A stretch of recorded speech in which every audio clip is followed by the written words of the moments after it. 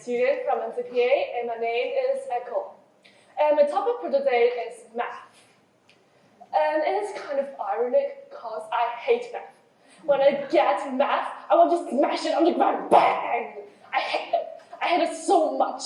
I'm sorry because my math teacher was on there. I'm so sorry. Yeah, but I hate math. But the reason that I hate math is because talents. I'm the exact type of person that has no talent in math. Since the beginning of primary school, I particularly envious of those students who have strong mathematical talents. While others began to study how to deduce functions, I was still hesitating in putting 2 and 2.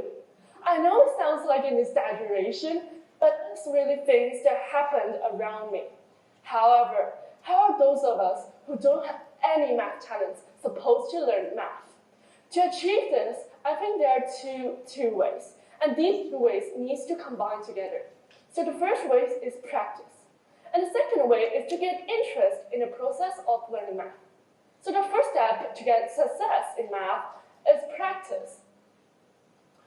Well, before I discuss this, I want to zoom in with a short personal story. So it's like 2 months before this presentation, and I once went out of my country and I attended a summer camp. So the most people that I met in the summer camp asked me whether I'm good at math because I'm Chinese. So they act like this. Come here, Echo. Here, mate, come here, listen to me. Hey, you're good at math, right? You must be, you're Chinese. And I'd be like, what? Seriously? It's like, yeah. And you're Chinese, you're like money, right? Money. I said, what? Seriously? It's not about nationality of my identity. Well, it's not wrong for them to have such thoughts because Asians may be good in calculation, I guess. So I have seen children studying math at the age of 4, but what they mostly study about math was calculation. So the children are being required to recite the multiplication tables, such as 2 times 2 equals to 4, 2 times 3 equals to 6, 2 times 4 equals to 8.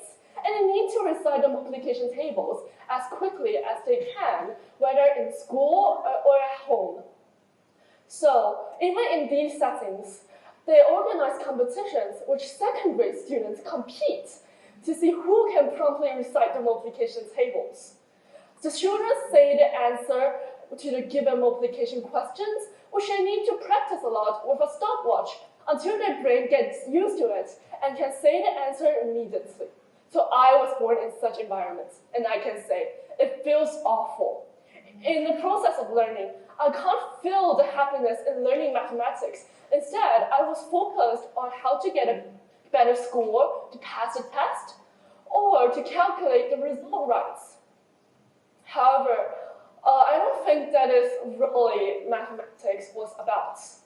So, according to Jeremy Bernard, a famous American psychologist, he says that learning only becomes meaningful and efficient when children discover a certain concept for themselves. So most people spend a lot of time to recite laws or formulas, well, which is generally believed by the people in Europe, United States, and Australia to be not useful for in-depth learning. However, if you want to get success in math, practice definitely requires. However, the practice that I mentioned is not a kind of Asian hardworking way. So we don't practice math when we are eating. Well, yeah, eating rice. Yeah, how much rice in the bowl? I need to calculate that. And we don't practice when we're doing sports. We don't run and we say, yeah, that's math. And we don't practice math when we're having TV shows. And I was sitting there and I see a candidate was doing her AP economics homework, while other was doing her TED talk. So I think that is not really practice us. So I think mathematics is a logical thing. So when we understand mathematics, we should rely on methods to verify whether we have mastered it. Therefore, when we calculate the answers after repeat verification, we ask ourselves, why do we get such an answer? And can we infer other things from this theory? So we can take 2 plus 2 for an example. So I can see there are two fingers on this hand, 2 fingers on here. So when we put 2 and 2 together, we will all know that it is 4. But how do we really know it is 4? So we put 2 together, and we calculate them. 1, 2, 3, 4. There are 4 fingers. So this is the process that we know 2 plus 2 equals to 4. But can we infer other things from this theory? So we know the answer is 4. So are there other ways to get the number 4? We have 1 plus 3, 2 plus 2, 0 plus 4. We have many ways. So this is the process of practice. So practice is to remember the mathematical logic, not to remember the answer template. This is what practice is for. So how can we practice efficiently? So a German psychologist called H. Hibbings once said that forgetting happens immediately after learning. And the pattern of forgetting was not always uniform. So forgetting happens fast at first, then slowly, which creates a downward trend curve. And in studies shows that forgetting was divided into several time nodes. So the first time node is 30 minutes, 12 hours, 1 day, 2 days, 3 days, 5 days, 7 days, 15 days. We can follow this pattern and start practicing, which can enhance our memorization of mathematical logic. And the second part to succeed in math is interest. So interest is a really crucial part. So when we learn mathematics, we will find that mathematics was a really, really boring subject. I even want to sleep when I do mathematics problems.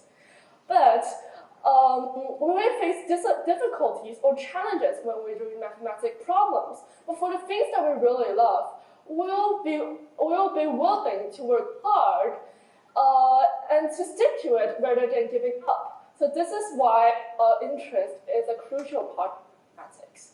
So when I got my summative or formative mathematical problems over here, so my brain goes, ah!